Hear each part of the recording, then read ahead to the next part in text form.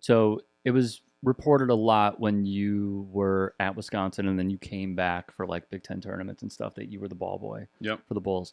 There's one thing that I found. Do you remember the Brad Miller Shaq fight? 100%. Okay, so take me through it. 100%. It was actually kind of cool. So I think it was 2 weeks ago. Derrick Rose had his Yeah.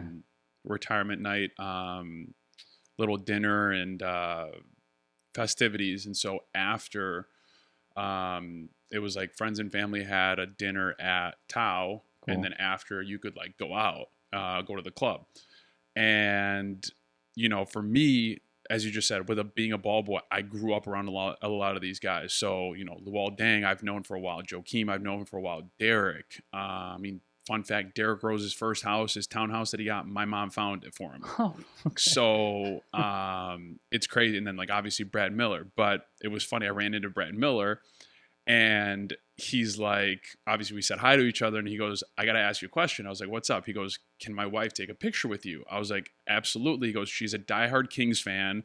She's like, she remembers watching you, obviously we're still diehard Kings fans, We took the picture, and then we reminisced about the fight. So basically what happens. How old were you? Oof. There's footage on YouTube. There is footage on YouTube. I saw it. I can't remember when it was. I wasn't more than like 9 or 10 years old. Okay. So this was back in the NBA days where the bench is wrapped around. Now it's just kind of straight. But now, obviously, because the NBA and teams want to make more money, they push those seats out and give it like courtside seats. Mm-hmm. So it would be an L shape. And as a ball boy, I always sat in front of that L shape. Basically, most of the time, those were like the injured reserve guys. And I'm sitting there watching the game. My job was I would fold towels as guys went in. I would grab their stuff, throw it behind the bench, give a guy a towel when he's like coming back onto the bench. Okay. So at one point, I think it was Tyson Chandler or somebody said something to me, and I had turned around.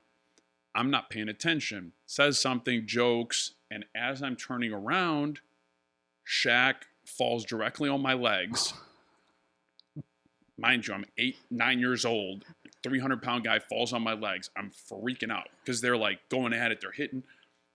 So thank God for Charles Oakley. I'm like squirming around trying to get out as these dudes are like just hitting each other. And at one point, Charles Oakley gets up in like a push-up position, and that gives me room to kind of wiggle out. One of the Bulls trainers picks me up, puts me on like the table, and then they just go at it. So he just gave me like a 3-4 second window to get out, and then boom, they went at it. So he saved your life. Pretty much. So shout out Charles Oakley. Uh-huh. But you told Brad Miller this story? Well, he knows it, but I think they actually did a special. I think it was my junior year. We were playing in the tournament against Baylor. And you know how they have that crossover with the NBA and college basketball where like Shaq and Kenny sometimes do college games. Yeah. So they played the clip to Shaq and they're like, do you know this kid? They like showed a clip of me shooting a shot against Baylor. And they're like, does this kid look familiar? He goes, nah. And then they played the clip and they're like, you stumbled over him. He goes, man, I should have knocked Brad Miller's ass out. He tried. 100%. He tried. Brad Miller and him both got lucky that he whiffed. Because if he would have made contact, yikes. It was a wide slap, too. I don't know if I couldn't tell with his fist. Maybe it was a punch. But it was like a wide helicopter sort of like method of trying to knock out Brad Miller. Dude, oh my God, that is so good. Yeah. Did you ever connect with Charles Oakley about it? No, I don't think I've seen him since he left the Bulls, probably. Long time ago. Yeah. And that's the thing too, like being a ball boy, like I was literally a kid, but there's so many stories about like growing up with these guys. Another one of my favorite, Jamal Crawford. J Crossover. One of my favorite Bulls, the nicest human being ever. So take you back, I think it was 2nd or 3rd grade where we had to sell magazines in school.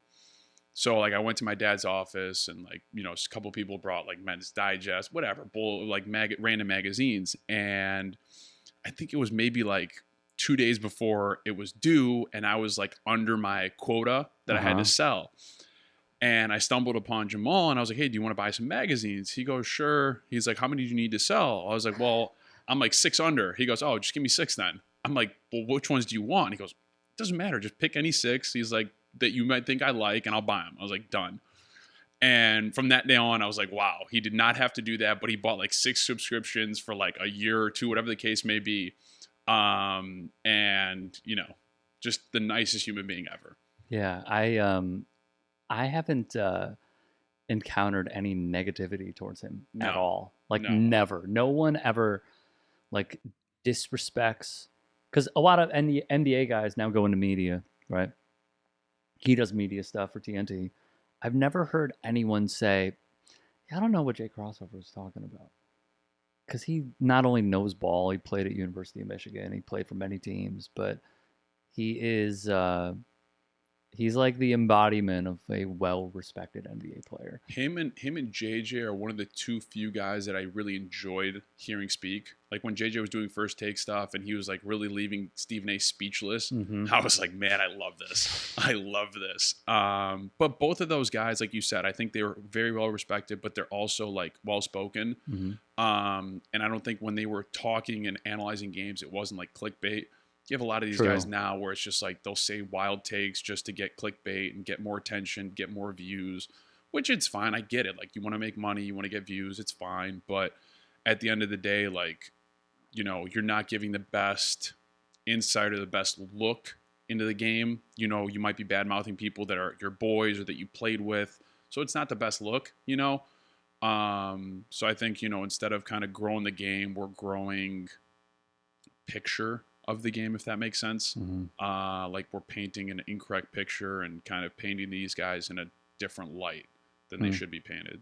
Do you think that's also not only like I think it's twofold. Like it's where we are as a basketball consuming community that there's an appetite for it, which is bad. For sure. And also that people are going into it reshaping how they think about the game to present it in a way that they have to cater to it, you know. So I think it's twofold. And at the end of the day, it's like, I think, as you said, society today is more likely to fall for the clickbait stuff, the stuff that's like more prone to be a headline. Like, why do people not like to interview Jokic? Because he's boring. The guy doesn't care. Totally. He talks about his horses. He talks about Serbia, and that's it. His answers are always bland, and he doesn't give you anything. That's why people are like, oh, like let me get like Russell Westbrook. Let me get somebody else who might like not slip up, but just, you know, some of those guys are so competitive that they're honest, and they might just like kind of give you a headline once in a while. And that's what it is. Like, you know, certain guys are just not going to give you anything, and it's like, we got to interview this guy again. But he's such a good player that it's like you can't not interview him. Totally. Yeah, you have to hold court with that. And also your editors are depending on it. 100%.